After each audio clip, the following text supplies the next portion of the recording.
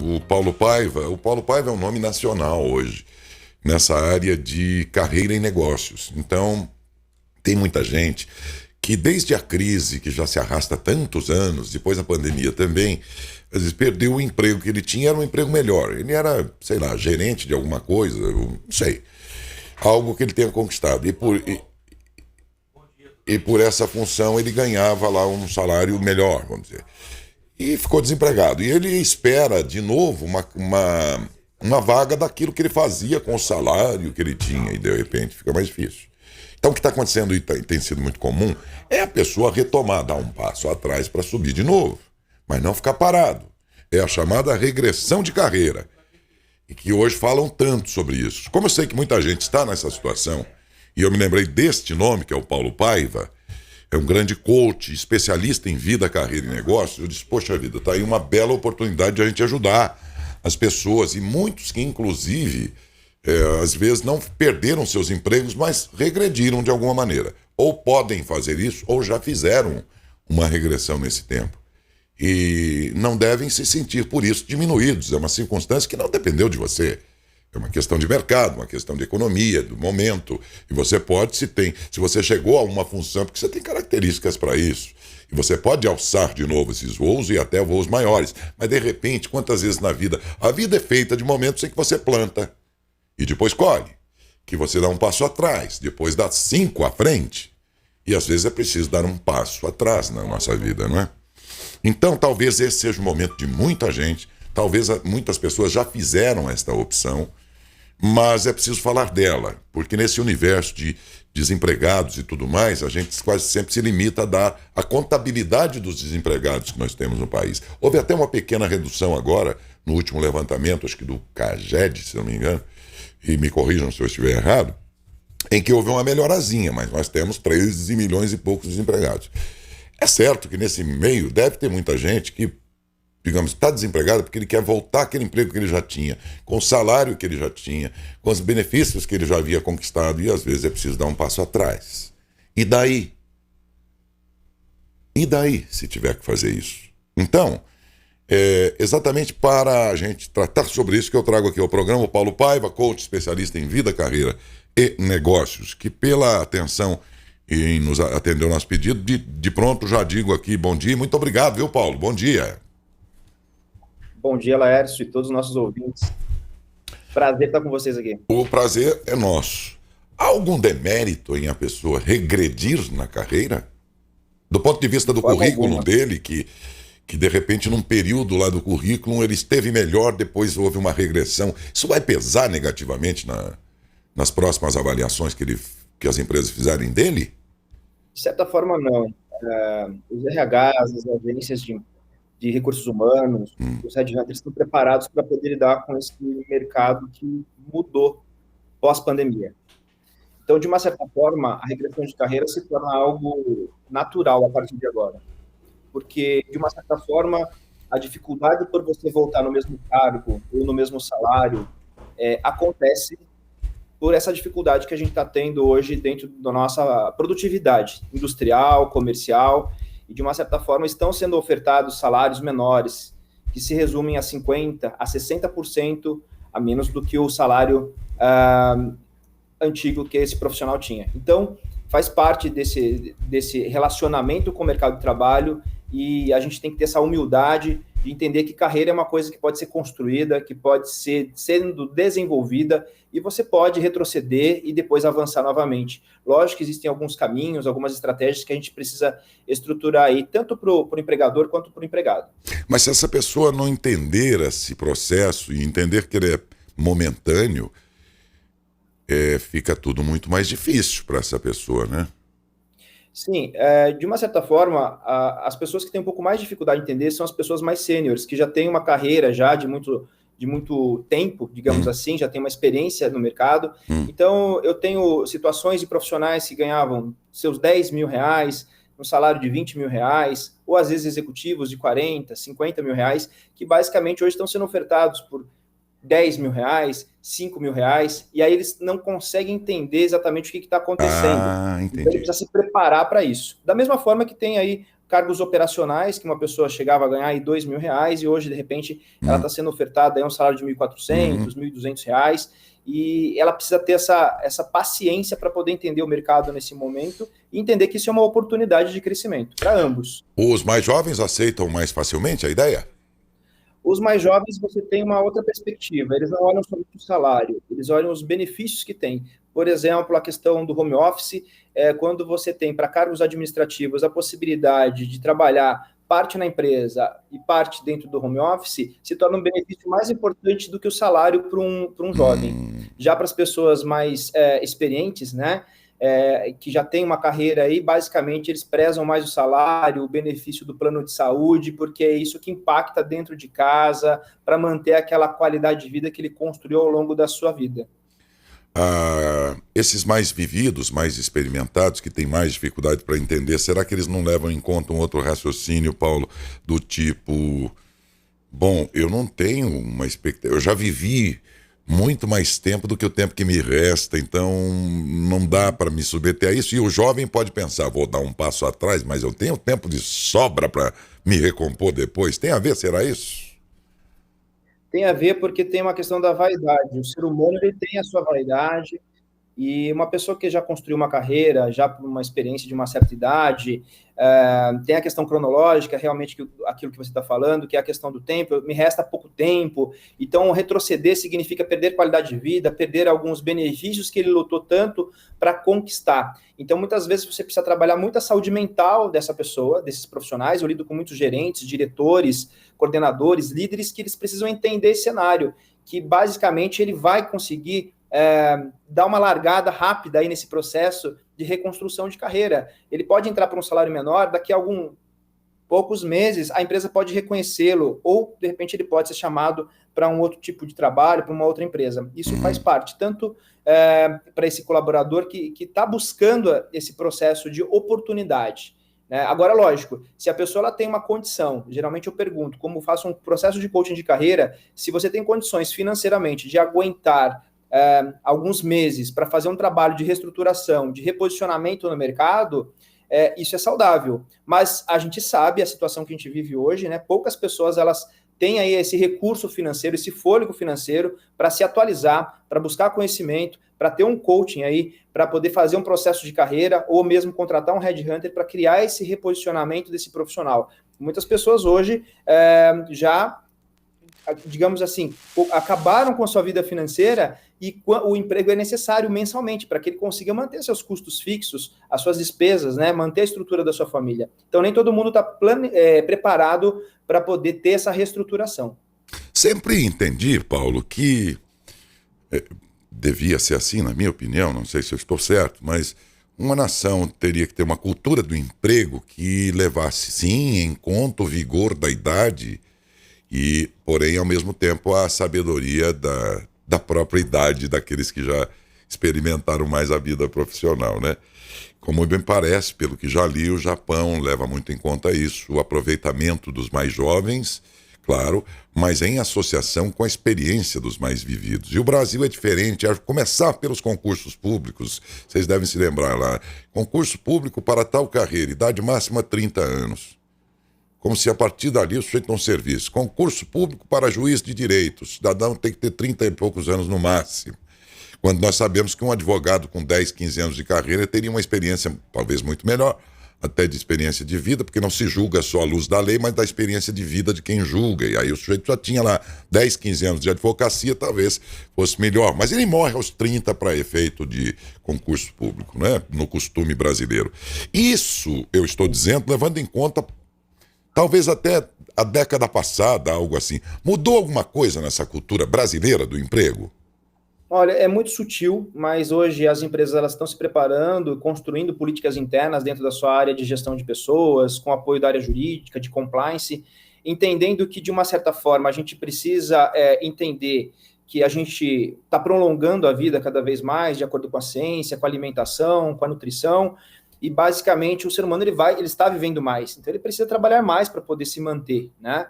Então existem empresas que estão muito focadas em darem oportunidades a pessoas que já foram aposentadas ou realmente que possuem aí acima dos seus 40 anos de idade, mas também precisa mudar a mentalidade das pessoas em si, porque muitas vezes eu converso com muitas pessoas, eu entrevisto muitas pessoas, a pessoa ela já se coloca numa posição que ela está velha. Então ela coloca numa posição cronológica do qual não faz sentido, porque se você goza de saúde, você tem condições de ir e vir, você tem ali a sua saúde mental estruturada e você continua sendo uma pessoa produtiva para o resto da vida, né?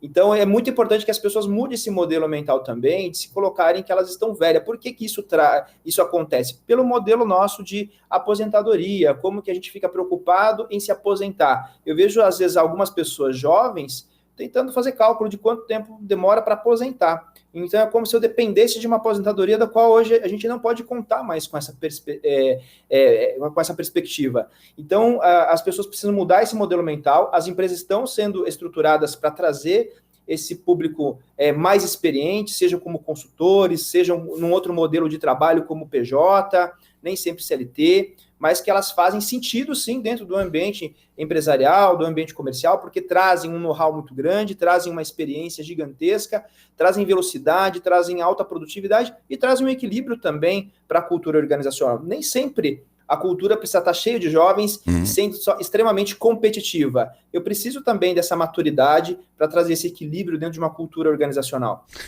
Paulo, alguém que adormecesse em 1910 e acordasse em 1980, provavelmente ia entender tudo o que estava acontecendo.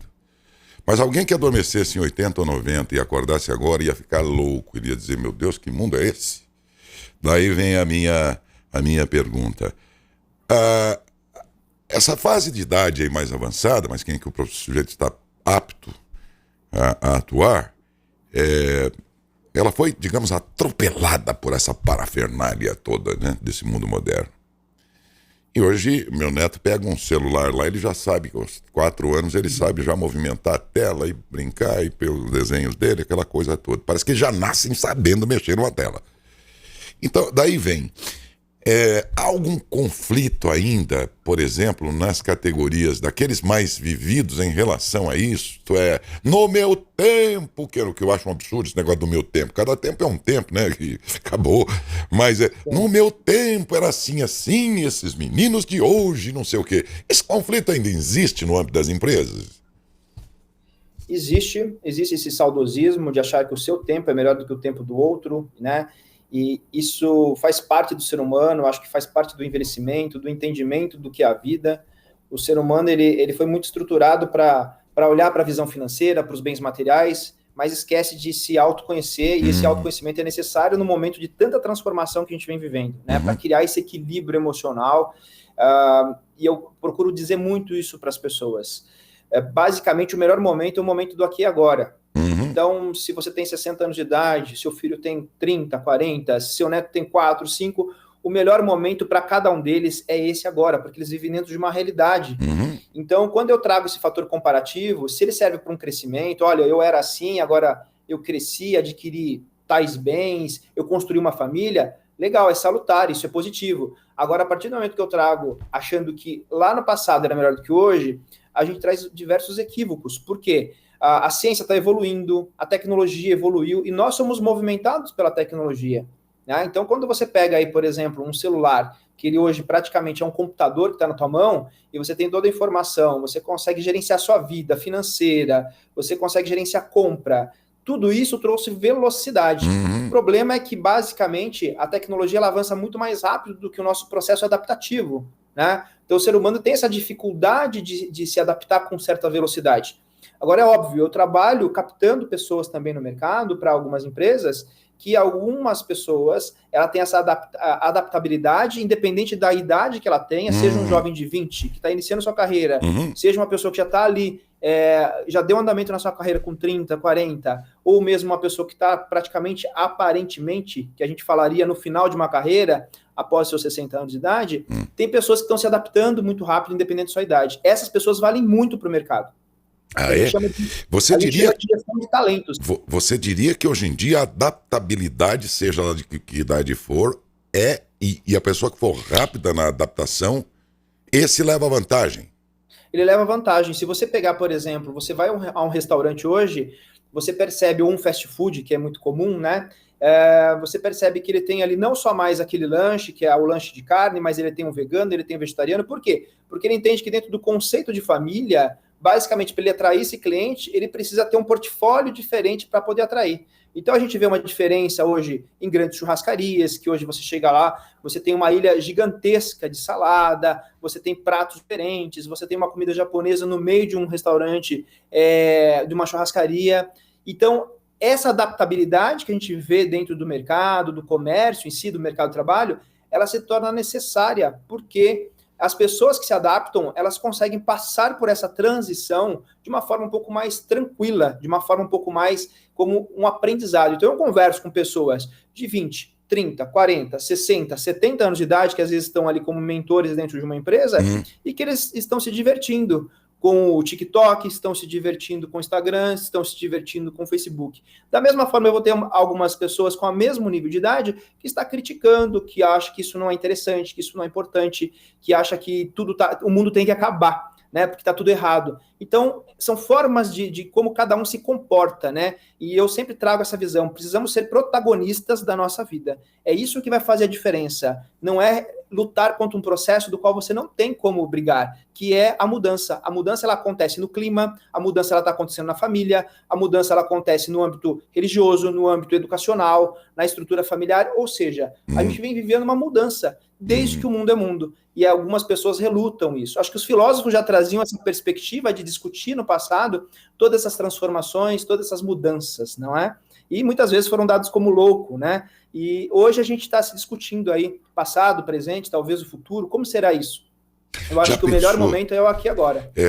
Eu estou sentindo assim que no resumo bem simplório, eu diria que os mais velhos deveriam brincar mais com esse mundo moderno e os mais jovens também se abastecer um pouco mais, porque às vezes eles são meio arrogantezinhos, Sim. Como se já soubessem de tudo, e não é bem assim. Informação é uma coisa, conhecimento é outra e sabedoria é outra. Então, os mais jovens se abasteçam mais da sabedoria dos mais velhos e os mais velhos brinquem mais com esse mundo moderno. Parece que o resumo é esse. Mas eu, enquanto o senhor falava, eu lembrava aqui que não faz muito tempo, Paulo, que as mamães e os papais falavam para os seus filhos: você vai fazer um concurso do Banespa, da Caixa Federal, um concurso da Receita Federal e vai viver feliz pro resto da vida. Estabilidade, era isso que todo mundo... E hoje eu converso com a meninada, e meninada que eu estou dizendo que está no mercado dos 25 até 45 e tal, eu noto que os valores deles não são mais aqueles da questão da estabilidade e tudo mais. Não. Parece que eles estão pensando assim: não me interessa exatamente o melhor cargo pelo melhor salário, mas eu quero viver bem à custa de um trabalho prazeroso. Eles eu vejo pelos meus filhos, pelo menos eu sinto isso, não sei se isso é geral, mas eu sinto que essa moçada já tem outra cabeça nesse sentido, e para mim, para melhor, eu acho. Sim, eu percebo assim, antigamente você pegava um profissional que ele ficava 40 anos ali, né? Charlie Chaplin tem um filme chamado Tempos Modernos que mostra exatamente essa relação. Isso. Que aquele ser humano passava ali apertando uma porca, um parafuso dentro de um ambiente industrial por 30, 40 anos, e aquilo seria a aposentadoria deles. O jovem começa a vir ali, né, que a gente chama de geração Y, hoje a gente fala de geração Z, são novas gerações chegando com comportamentos e valores diferentes, porque a gente está mudando, acho que é importante dizer isso, a gente está mudando, a gente está transformando. E quando ele traz essa percepção, ele precisa entender que o trabalho seja algo motivador e que ele se encontre no trabalho, né? E a pandemia está fazendo todo mundo repensar isso. Hoje eu tenho pessoas que me ligaram essa semana, tive um caso específico, a pessoa falou: olha, eu posso manter meu trabalho, mas eu também acredito que eu posso fazer algum outro job, algum outro trabalho por fora, para poder empreender. Então, o jovem ele pensa muito nisso, nessa liberdade, nessa autonomia. O ambiente empresarial, ele tem um ambiente CLT, né? E desde a década de 60, a nossa legislação aí não sofre tantas mudanças, e isso acaba trazendo um movimento muito tradicional, que para o jovem de hoje, não encaixa se adaptar a isso é muito estranho para ele, né? Então, ele busca empresas que sejam mais modernas, dinâmicas, tecnologicamente falando, que dê mais autonomia, e que ele se encontre naquele naquele propósito daquela empresa. A partir do momento que a empresa ela não traz esse propósito, ele não entende simplesmente o salário ou uma posição, um cargo, o trabalho em si como algo preponderante. Porque ele está preocupado com a qualidade de vida dele, ele está preocupado como ele vai adquirir esse bem com mais qualidade, ele não vai demorar 10, 13 anos, como de repente meu pai demorou para construir uma casa. E hoje não, a gente se constrói uma casa em 10 meses, 12 meses, dependendo do recurso financeiro que você tem. Você tem condições de financiar uma casa, um apartamento. Então eles buscam muito essa facilidade. Você vê, né? Como muda? E muitas vezes não está movimentado ao ter, né? Mas sim ao ser, né, e estar em algum momento que eles acreditam que aquilo faz sentido para eles. Podem acreditar. Isso é muito importante e as empresas sofrem um pouco em reter esses talentos, esses profissionais. Porque ele não se prende muito, né? Profissionais com 30, 40 anos ali. Hoje não, o profissional ele não está contente, ele chega no RH e fala, olha, a partir de amanhã eu não venho. E acaba ali essa relação. Verdade. Eles buscam hoje muito mais os benefícios da carreira e tal, do que aquele sucesso a qualquer custo e a todo e qualquer esforço. E aí, parafraseando o próprio Chaplin no filme O Grande Ditador, em que no discurso dele ele diz assim, não sois máquinas, homens é que sois. Perfeito.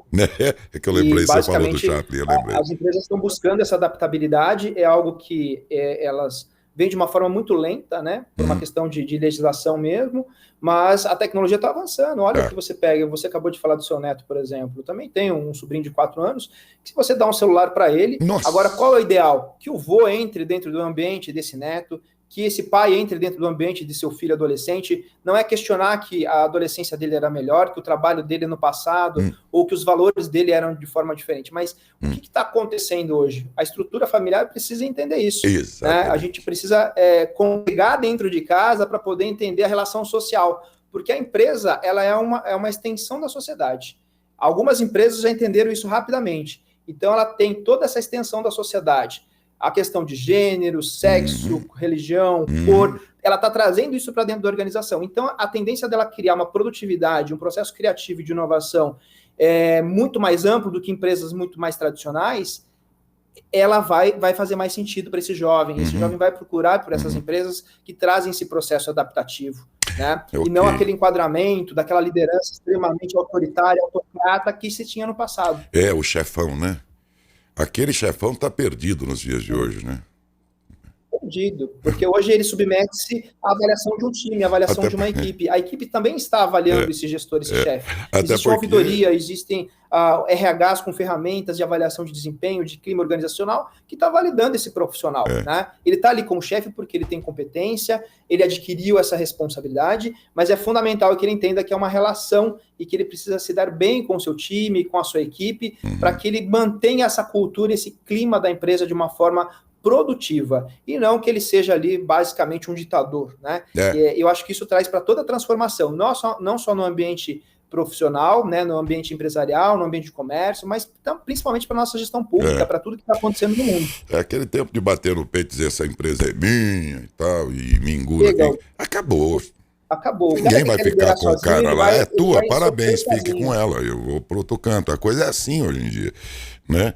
Então não dá mais. E grandes corporações, inclusive, não tem nenhum lá que possa dizer essa empresa é minha, porque as ações dele estão sendo vendidas lá no Japão, lá não sei aonde. Tem um monte de donos, ele está ali, né?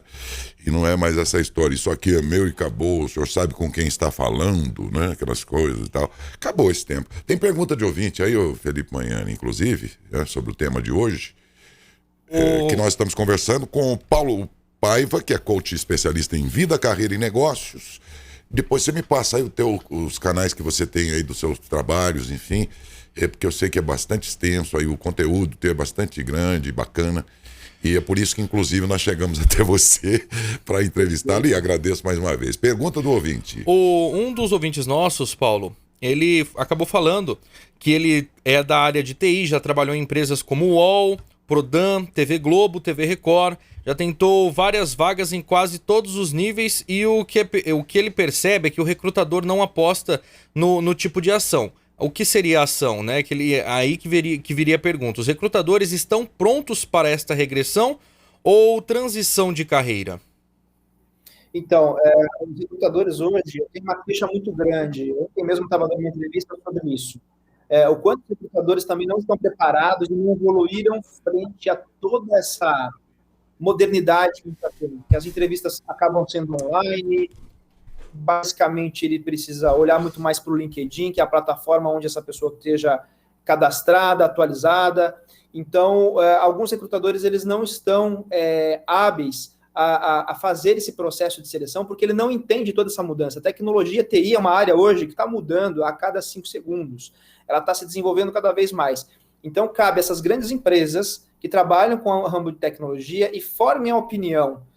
Então, a sugestão que eu dou é que, como que eu formo a opinião dentro de uma nação, dentro de uma instituição educacional, no mercado de trabalho? Fazendo eventos que tragam informações da importância disso, né? Então, muitas vezes, o próprio RH ele não tem esse conhecimento técnico 100% e, às vezes, ele não foi brifado pelo cliente interno.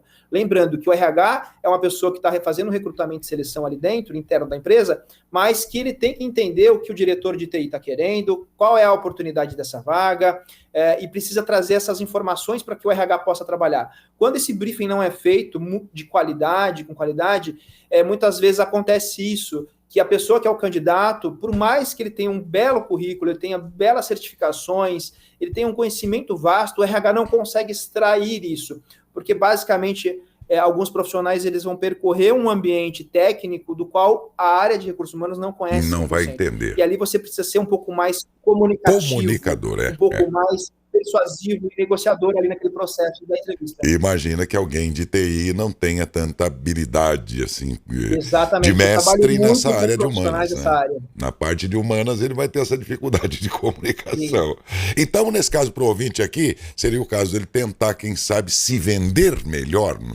Desculpa a expressão, mas digo, se comunicar melhor. Se vender, ele é uma construção de autoridade. Eu trabalho muito, eu sou professor convidado de um curso de pós-graduação em engenharia aqui na região de Sorocaba, e a minha disciplina é gestão do conhecimento, é comportamento, gestão de carreira.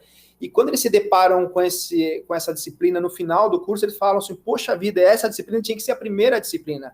Por isso que eu estou tendo dificuldade, porque eu não sei me expressar, muitas vezes eu não sei me comunicar, ou ele está se comunicando, mas ele está se comunicando de uma forma técnica, ele não cria uma empatia com o entrevistador, que precisa criar isso logo nos primeiros 5 minutos. Mas o entrevistador então, também... é fundamental, isso vem através da comunicação. Mas espera aí, o entrevistador também não deve entender essas limitações, não é dever dele também entender que o cargo para o qual o sujeito está ali sendo entrevistado não é exatamente de melhor oratória, mas sim de desempenho na área dele, que às vezes está na área técnica, na área de exatas. Ele entende e ele descarta esse nível de nervosismo, esse nível de deficiência nessa triagem que ele está fazendo. Agora pensa, se eu estou com uma vaga para um coordenador de TI, vou dar um exemplo, um analista de TI, ele provavelmente vai entrevistar para uma vaga no mínimo de 30 pessoas. Aquela pessoa que trouxer mais esse soft skill, que é o comportamento da comunicação, da persuasão, da negociação, e se vender melhor, ela acaba se tornando uma pessoa como prioridade dentro desse grupo de 30 pessoas. Na hora que ele entrevista 30 pessoas, ele leva 3 candidatos com maior nível para a direção ou para esse cliente interno que solicitou esse profissional. Então ele leva ali um profissional que, olha, esse aqui tem 70% da aderência dentro daquilo que vocês estão buscando, ele leva um outro profissional que está em segundo lugar na visão dele como RH, esse daqui está 80% e esse daqui está 90%, porque 100% não existe ninguém adequado a uma função, a uma posição. Por isso que existe um processo de integração dentro de uma empresa. Então, quando ele leva esses três profissionais dentro dessa linha de corte, é ali que o responsável técnico vai fazer essa avaliação. Entendi. Então, agora é importante dizer, comunicação se tornou hoje uma habilidade, uma competência em qualquer tipo de carreira. Em qualquer tipo de carreira. Seja desde um auxiliar de produção a um presidente de uma empresa. Isso, comunicação gente, então... é importante. Se a gente olhar para o cenário que a gente vive hoje dentro do mercado, principalmente nesse cenário político, vocês vão perceber o quanto a comunicação ela é fundamental nesse momento. É isso mesmo. Então, gente, para de brincar com a língua portuguesa aí, sabe? No WhatsApp, nessas coisas todas, falando errado, escrevendo errado, que uma hora isso aí vai ser exigido de você e você terá hábitos aí nada aproveitáveis, nada aprováveis aí pelo setor de RH. Vamos cuidar um pouco aí de... Tudo bem, não ser tão prolixo, mas também não ser tão debochado, vamos dizer, com a língua aí, porque uma hora você vai ser exigido. Um grande abraço, viu, Paulo? Foi excelente a sua entrevista, viu? Muito obrigado. Muito obrigado a você, pela atenção também, viu? E pelo conteúdo, que foi muito bom e esclarecedor para muita gente. Paulo Paiva, bom dia. Bom dia a todos e muito obrigado. E Muito quem quiser obrigado. me acompanhar nas redes sociais, eu estou sim. como @PauloPaiva Palestrante. E a Paulo Paiva Palestrante, tá bom, gente? Vocês vão localizar, tem um Isso. material bem extenso lá dentro dessa área para vocês aproveitarem também. Um grande abraço, muito obrigado mais uma vez pela gentileza, viu, Paulo? Um abraço. Outro Excelente dia a abraço. todos os nossos ouvintes. Amém, um grande abraço.